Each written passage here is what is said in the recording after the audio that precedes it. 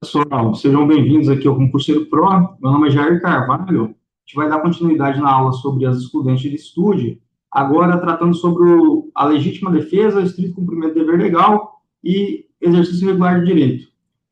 Na legítima defesa, a gente vai atuar da mesma forma que a gente fez no vídeo anterior. Eu vou trabalhar em um primeiro momento com a leitura do dispositivo legal que traz o conceito legal da legítima defesa previsto no artigo 25 do Código Penal. Dali a gente vai extrair os requisitos objetivos da legítima defesa e então a gente trabalha com um exemplo para encaixar esses requisitos objetivos aí, beleza? Vou compartilhar a tela com vocês aqui.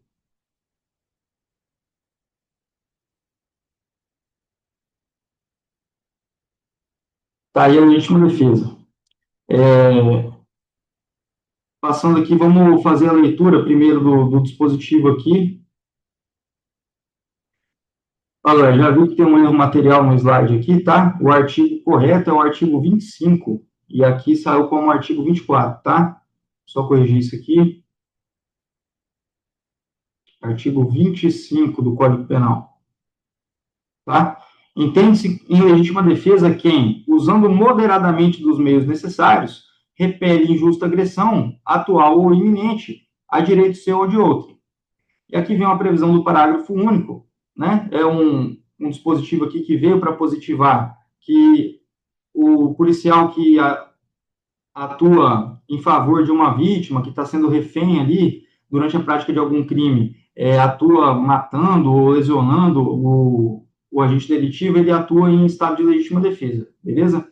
Então, essa previsão aqui, ela só traz para a gente que, quando a vítima é mantida em refém, considera-se legítima defesa de terceira atuação do poder estatal aí para neutralizar o indivíduo que está praticando o crime, certo? Agora, a gente vai ver aqui quais são os requisitos objetivos da legítima defesa que o dispositivo legal traz para a gente, beleza? Então, entende-se em legítima defesa quem? Usando moderadamente, então, o uso moderado dos meios necessários.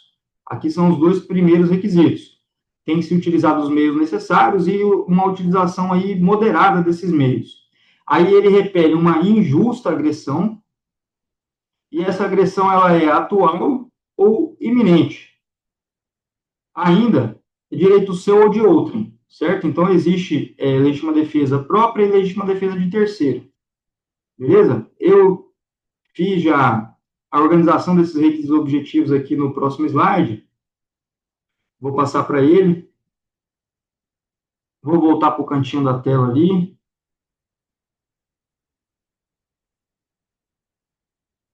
opa, só um minuto, isso aí. Então, pessoal, aqui eu organizei aqueles requisitos objetivos lá previstos no artigo 25, já estão aqui separadinhos para a gente. E então está aqui, ó. Primeiro requisito, injusta agressão. Essa agressão ela pode ser atual ou iminente. Aqui é a primeira diferenciação entre a legítima defesa e o estado de necessidade, de acordo com o dispositivo legal. Na legítima defesa, a injusta agressão ela pode ser tanto atual quanto iminente, tá?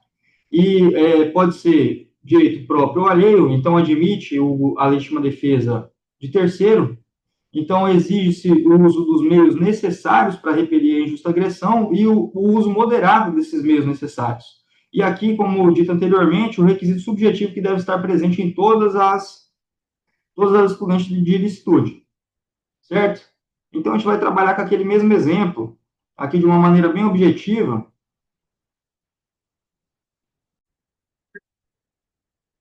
Então, galera, voltando lá com o exemplo do Joãozinho e da Mariazinha, né? Eles começaram a namorar, a gente já sabe, começaram a namorar agora, e aí eles foram para a balada, foram curtir a night lá na balada, estavam lá dançando de boa e tinha aqui um terceiro elemento, o Mévio.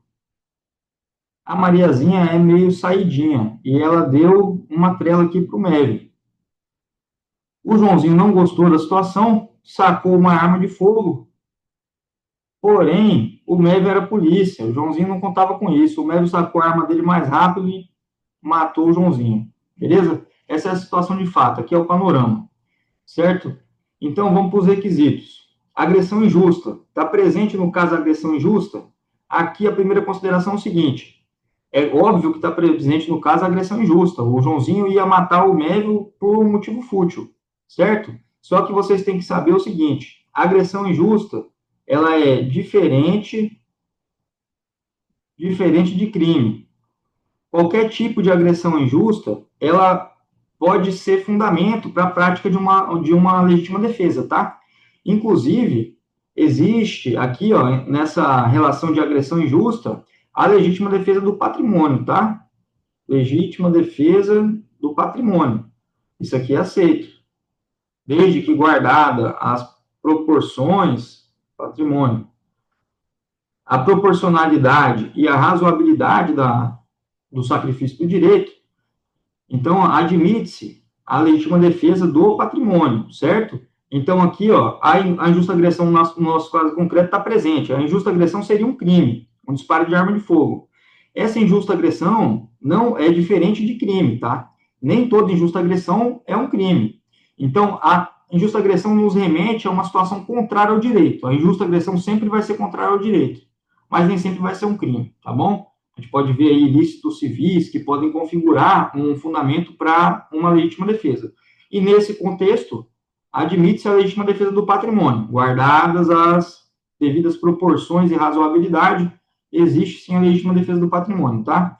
Nessa situação aqui, nesse caso concreto que a gente está analisando, o risco, a injusta agressão era iminente, porque o Mévio, a hora que ele estava sacando a sua arma, o Joãozinho, né? O Joãozinho estava sacando a sua arma, o Mévio viu isso aí, ele estava na iminência de sofrer um disparo de arma de fogo, então ele reagiu e matou o Joãozinho.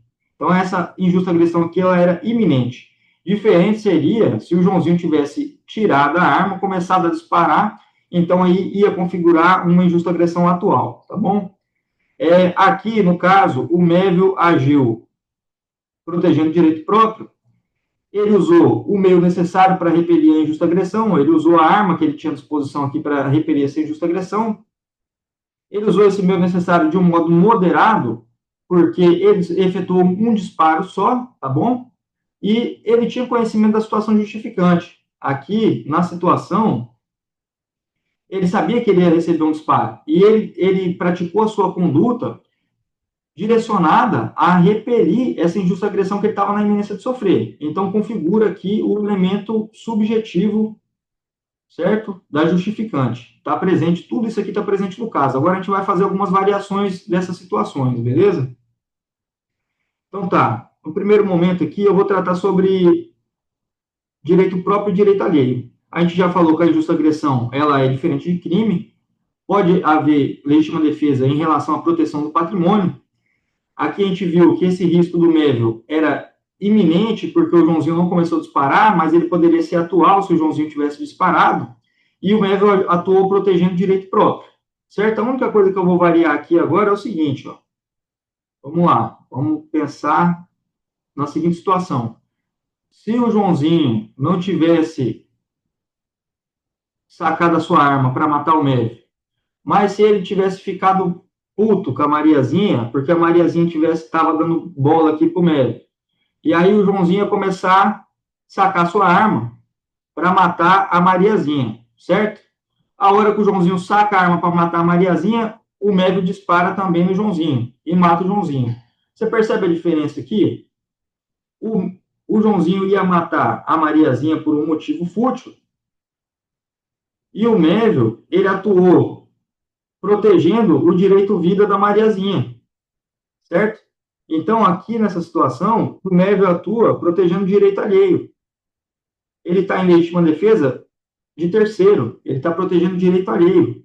Aqui existe a razoabilidade e a proporcionalidade, porque em todas essas hipóteses que a gente tratou aqui, a gente está falando do direito vida em colisão com o direito vida, certo? São direitos equivalentes. Então, existe essa noção de razoabilidade entre o sacrifício de uma vida em detrimento da outra. Beleza? Agora, o que acontece aqui? Nós vamos ter que fazer uma outra variação desses exemplos, né? Eu vou trazer outro exemplo aqui, para a gente trabalhar sobre meios necessários e o uso moderado dos meios necessários, tá? O que eu quero passar para vocês aqui é que os meios necessários, eles nem sempre serão proporcionais, tá? o sacrifício do direito em face da proteção de outro direito, essa colisão de direitos, nessa relação de direito versus direito, deve sempre haver a proporcionalidade e a razoabilidade, correto? Agora, aqui na legítima defesa, quando a gente fala em meios necessários, nem sempre os meios necessários vão ser proporcionais àquela injusta agressão que eu estou recebendo. E ainda assim pode configurar uma legítima defesa.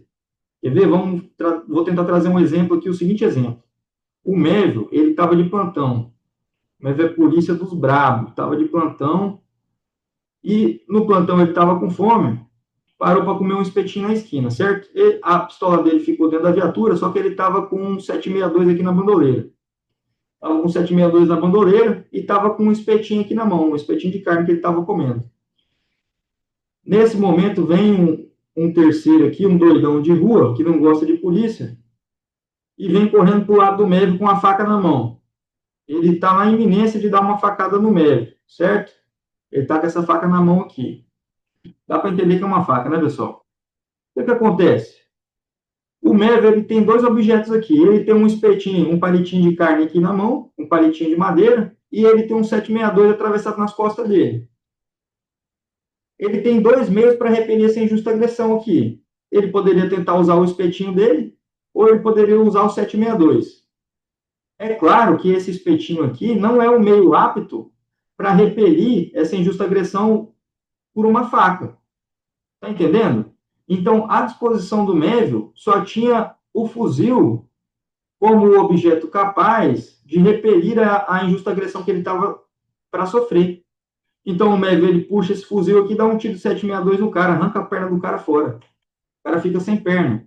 Só que nessa situação aqui, era o meio necessário que o Mévio tinha para repelir a injusta agressão. Então, não há desconfiguração do estado de legítima defesa, mesmo que esse meio aqui seja desproporcional em relação à faca que estava sendo utilizada. Está entendendo? Então, o uso moderado é o uso equivalente do meio, que é um uso moderado. Ele só deu um tiro. Amputou a perna do cara, só que só foi um tiro. Certo? Então, ele está em legítima defesa aqui ainda, o médico. Está em legítima defesa, beleza? Agora, a situação muda se o Mévio tivesse com a pistola dele na mão. O Mévio está com o fuzil.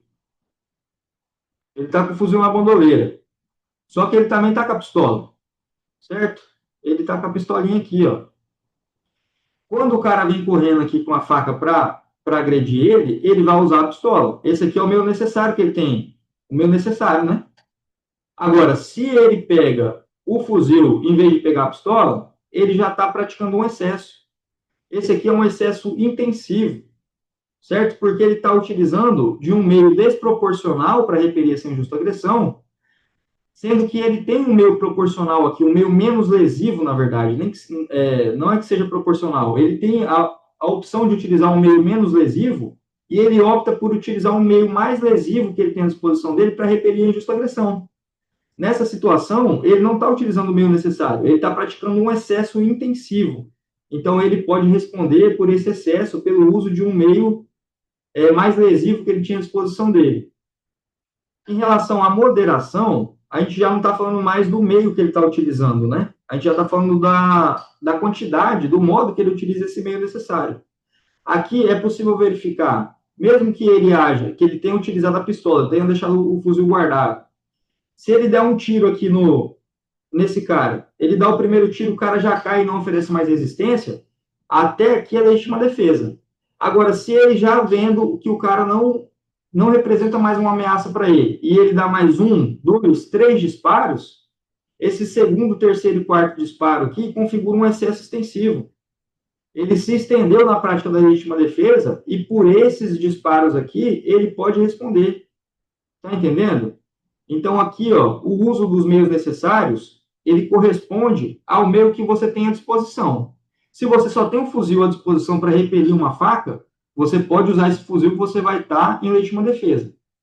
Agora, se eu tenho à minha disposição um meio drástico, que é um fuzil 762, e eu tenho um meio menos lesivo, que é uma pistola .40, que eu posso realizar a contenção desse indivíduo, eu tenho que usar essa pistola .40. Porque se eu não usar ela, eu escolher o meu fuzil que está aqui na bandoleira, que é o meio mais drástico, mais lesivo, dou um tiro no cara e amputo a perna dele, eu estou incorrendo em um excesso intensivo, porque eu tinha à minha disposição naquele momento um meio menos lesivo. Estão conseguindo acompanhar o raciocínio, né, gente? Então eu vou tentar deixar isso aqui menos complicado. Os meios necessários são aqueles meios que eu tenho à minha disposição. Se eu só tenho à disposição o fuzil, eu vou usar o fuzil pela legítima defesa. Se eu tenho dois meios à minha disposição, o fuzil e a pistola, eu tenho que usar o meio menos lesivo, que é a pistola, sob pena de eu incorrer em excesso se eu usar o fuzil. Beleza? Agora, no uso moderado dos meios, eu vou utilizar o meu meio necessário, que é a pistola, e eu vou usar ele de forma moderada, até que cesse a injusta agressão. Então eu dou um disparo no cara, o cara cai, ele já não me oferece mais resistência. Então eu não posso continuar praticando a minha conduta. O primeiro disparo resolveu o problema.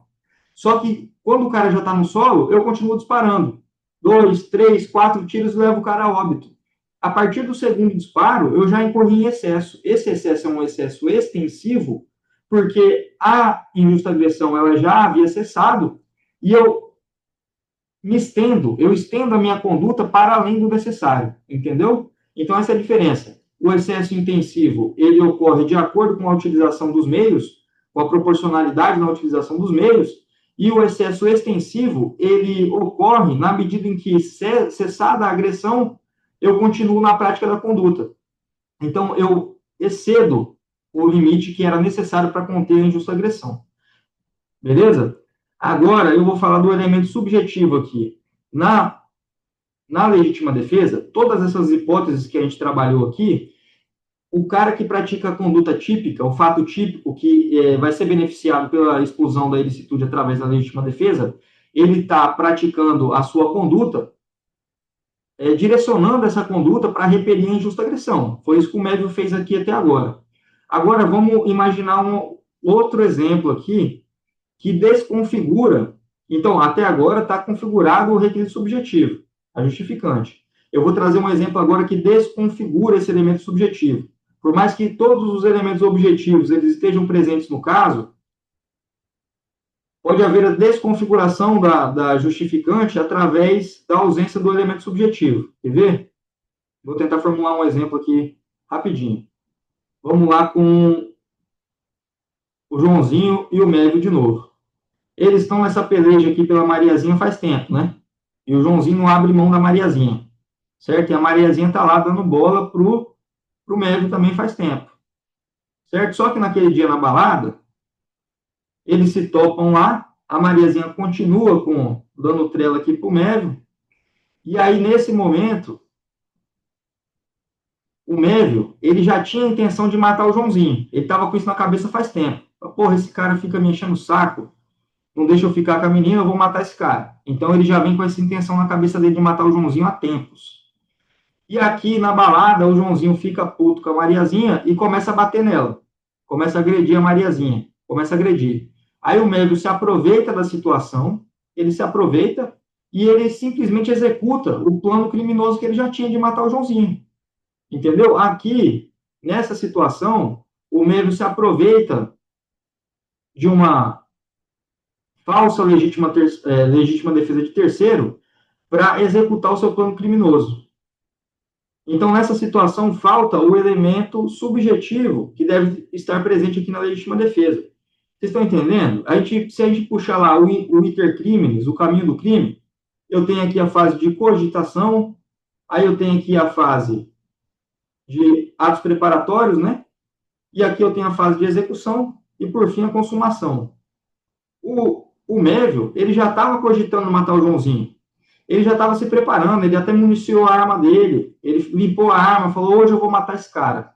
E aí, nessa situação específica aqui, ele se depara com o Joãozinho batendo na Mariazinha e atira para matar. Ele está alegando falsamente aqui uma espécie de legítima defesa de terceiro, simplesmente para executar o plano criminoso que ele já tinha, para executar e consumar esse crime que ele já havia planejado anteriormente. Então, nessa hipótese, exclui aqui o elemento subjetivo, e por mais que os outros requisitos objetivos estejam presentes, não configura a legítima defesa.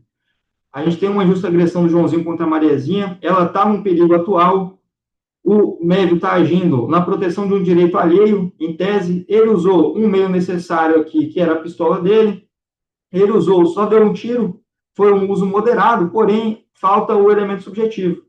Então, desconfigura a legítima defesa. Beleza? Então, aqui são essas as considerações acerca da legítima defesa. E agora eu vou tratar de forma bem objetiva sobre estrito cumprimento do dever legal e exercício regular do direito. Beleza?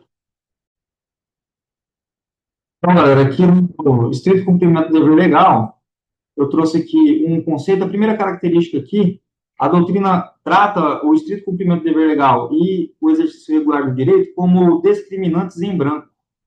Essa aqui é uma das nomenclaturas que a doutrina traz. Por que são chamadas de discriminantes em branco? Isso aqui é um paralelo com as normas penais em branco. Norma penal em branco. A norma penal em branco é aquela que necessita de um complemento. O seu preceito primário necessita de um complemento através de outra norma para que ela seja completada. É uma relação de complementariedade, certo? Como o estrito cumprimento do dever legal e o exercício regular do direito, eles não têm uma definição legal no Código Penal, assim como tem a legítima defesa do estado de necessidade, e essas hipóteses de estrito cumprimento do dever legal e exercício regular do direito, elas são complementadas por outras áreas do direito, como principalmente pelo direito civil e administrativo, a doutrina chama elas de discriminantes em branco. Então, isso aqui é a primeira informação. O estrito cumprimento do dever legal e o exercício regular do direito não tem uma definição legal pelo Código Penal. Essas hipóteses, elas necessitam de uma complementação de outras normas, seja de índole constitucional, civil ou administrativo, para que seja visualizada na hipótese no caso concreto, certo? Então, todas essas informações estão aqui nesse slide. Uma informação aqui importante desse slide também é sobre o estrito cumprimento do dever legal. Ele é melhor visualizado aqui em relação aos agentes públicos, com certeza. A maior incidência, a destinação dessa excludente aqui, dessa justificante, ela é direcionada aqui aos agentes públicos em geral, tá? Porém, existe possibilidade de que o particular seja beneficiado também, notadamente em relação ao advogado que emite algumas informações em relação ao seu dever de sigilo, assim como diversos outros profissionais, tá? Então, o estrito cumprimento do dever legal, ele ocorre em diversas situações. Por exemplo, direcionado principalmente aos agentes públicos, né, que na sua atuação, podem praticar alguns fatos que sejam típicos, porém eles serão lícitos com base na excludente de licitude do estrito cumprimento do dever legal. O exemplo mais claro aqui é o policial. O policial que ele está na rua, ele presencia um crime em flagrante, um crime sendo praticado, e ele faz a contenção daquele agente delitivo, algema ele e restringe a liberdade dele. Ele está praticando ali um fato típico, no mínimo um constrangimento legal, certo? Esse fato ele se amoldaria ali a um constrangimento legal a partir do momento que o policial utiliza a força, imobiliza e restringe a liberdade daquele indivíduo, né? Então, e conduz ele até a delegacia, né? Então, essa conduta de cercear a liberdade do indivíduo ali, ela pode ser considerada como um fato típico por diversas modalidades, né? Só que essa conduta, ela é lícita na análise ali do segundo substrato do crime, através da exclusão da ilicitude pelo estrito cumprimento do dever legal. O policial, ele tem o dever legal de atuar e realizar a prisão em flagrante daquele indivíduo que está praticando o crime naquele momento. Então, essa conduta, por mais que seja típica, ela será lícita. Outro exemplo também que a gente consegue visualizar é o caso do oficial de justiça, que recebe um mandado de penhora, o juiz expede um mandado de penhora, o oficial de justiça ele tem que ir até uma determinada residência realizar a penhora de bens móveis. Chegando naquela residência, o destinatário daquela ordem legal ele não deixa o oficial de justiça entrar na casa.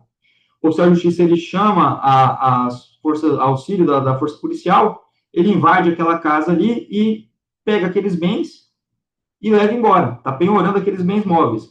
Em tese, aí, o oficial de justiça teria praticado uma violação de domicílio e a subtração do bem poderia configurar um furto. Esses fatos, eles se amoldam tipicamente, são fatos tipicamente formais, porque há previsão desse fato típico lá na norma penal em abstrato. Então, seria um fato típico. Porém, esse fato é lícito, à luz do direito, porque o oficial de justiça ele tem esse dever legal de realizar a penhora desses bens, a captura desses bens, e inclusive autorizado judicialmente. Então, é uma hipótese que o direito autoriza que determinados agentes públicos ajam daquela maneira, amparados por uma excludente de licitude, que no caso aqui é o estrito cumprimento do dever legal, beleza? É bem simples essa parte aqui, é justamente isso, uma leitura aqui dos slides já consegue esclarecer bastante coisa para vocês. O próximo ponto, então, é o exercício regular do direito.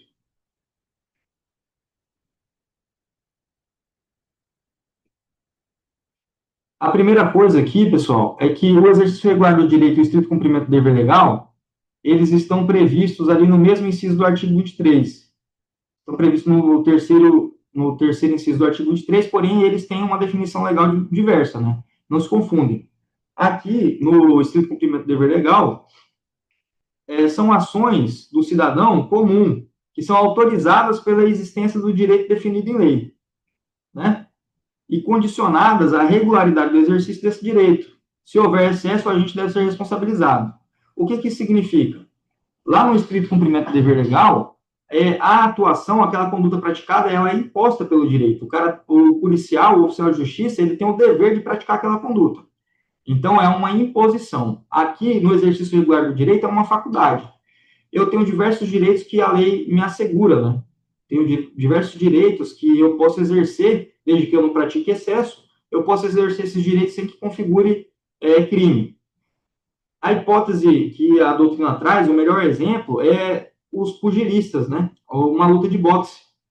Eles estão inseridos em uma atividade esportiva, ambos consentem com aquela atividade esportiva ali, é uma atividade regulamentada em lei, e as lesões corporais que são produzidas durante aquela atividade esportiva, elas não configuram crime. Por mais que configurem fato típico lá previsto no artigo 129, como lesão corporal, seja leve, grave ou gravíssimo, essas lesões que ocorrem ali durante o evento esportivo, elas são amparadas pelo exercício regular do direito, através de regulamentações legais que regulamentam ali essa prática esportiva.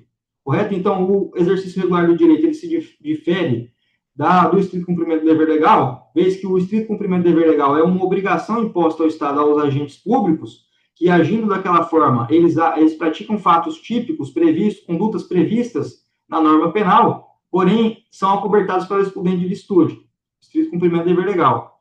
Exercício regular do direito são direitos, faculdades que os indivíduos, os particulares têm para agir. Em determinadas hipóteses, por mais que essas condutas praticadas sejam previstas na norma penal como crimes, né, como definição da conduta em abstrato que configura um crime, essa conduta ela será lícita à luz da excludente de licitude do exercício regular do direito. O exemplo aqui, como foi dito anteriormente, dos pugilistas, e também é um exemplo a situação do flagrante facultativo, em que o indivíduo, diferente do policial, no caso do policial que realiza a prisão, ele está agindo diante do dever legal. Já no flagrante facultativo, a gente sabe que qualquer um do povo é uma autorização constitucional para que qualquer do povo que presencie a prática de um crime realize uma prisão em flagrante, é chamado de flagrante facultativo.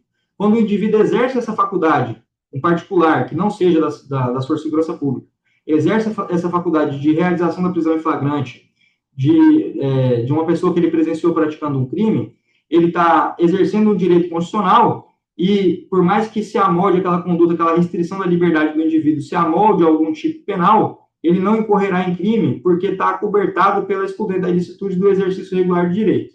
Beleza? Sobre essas duas excludentes aqui, são essas as informações mais importantes que a gente tem para passar no momento. Né? Aqui eu trago uma tabelinha mostrando que o estrito cumprimento do dever legal é compulsório, enquanto o exercício regular do direito é facultativo.